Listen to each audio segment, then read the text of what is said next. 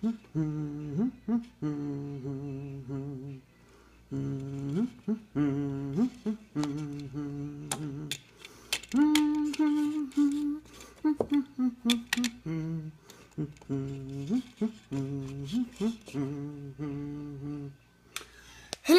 and welcome to another episode of As the Wheel Turns. In this episode we will be updating you on what we got done, and we got a lot done. I hope you liked the intro. We spent at least $1 on that one, so I hope it went well. So we're going to give you updates, so here we go. Yes, so probably best just hand this over to Piper Doug, and he can explain to you what all we've done. So, right, we'll go to the front of the car and we'll show you what we've been doing. So, this is what it looks like. All that lovely rust. So, I've decided to give it a go and make my own stuff. So, what I've done is, I've made up this patch piece here. So, what I did was, I folded the marks. It kind of looks bad in the sun, in the light there. I folded it in the press brake, and then I rolled it out on the English wheel, the British wheel, and so it's it looks not too bad. So that's the top piece, and then this little chappy here will go on.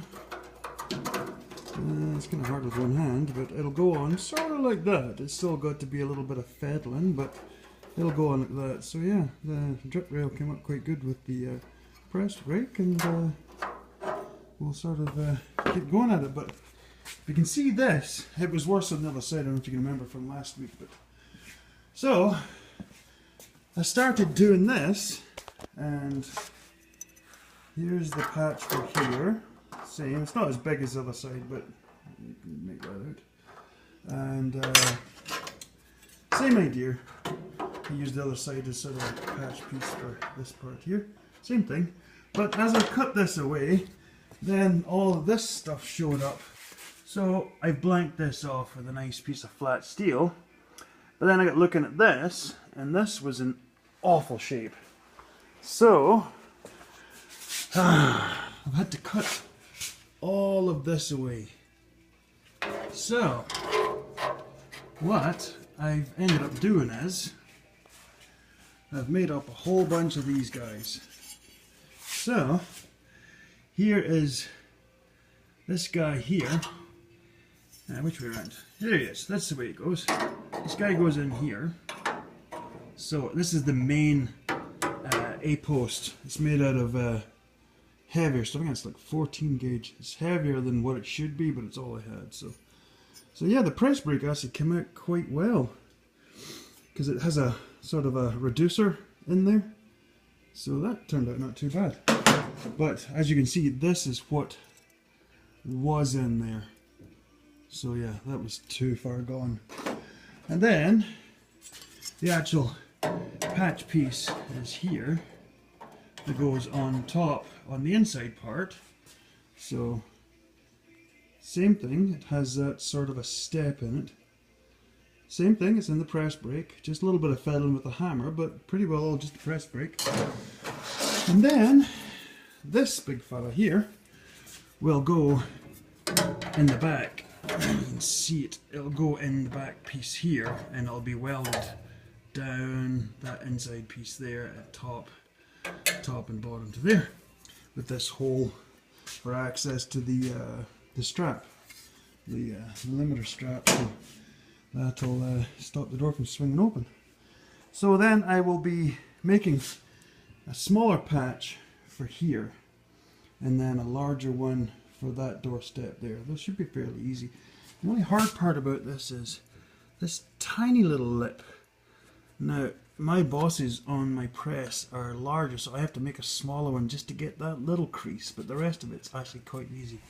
So yeah, that's kind of where I've got to. So sort of one of those where you open one can of worms and the whole bucket sort of spills out. But all the patches are there just to do final fiddling, and then I can finish that, seal that all up, and then I will make a piece for down here. I'll quickly show you. I kind of got this idea from Trev's blog. Hi Trev. I'll show you this. Now, this is the old A-post. Yeah. So what I've done is I've made bucks. These are called wooden bucks. So as you can see, get back. As you can see this is the outline of the body shape, like the door skin and the rear quarter, like that. So these are called bucks. So what will end up happening is, we'll go back to Studio One. So these guys will be mounted up onto that smaller press brake, and then a piece of metal on top of here with the overlap, and then this guy will sandwich right over top of it to stabilize the sheet of metal, and we'll clamp it down with a whole bunch of C-clamps, and then just hammer down the lip to form the actual what you call that there, the lip. It sort of strengthens it, stops it from being floppy, all the rest of it. But this piece here, anyway, it goes like that. Yes. So that is one of the next projects once I've got that A-post done, because I need this to finish the A-post, as you guys already know. So yeah, this is how you do it. CAD card drawings. And you cut it, bend it, make sure you all the measurements just right. And then I also got a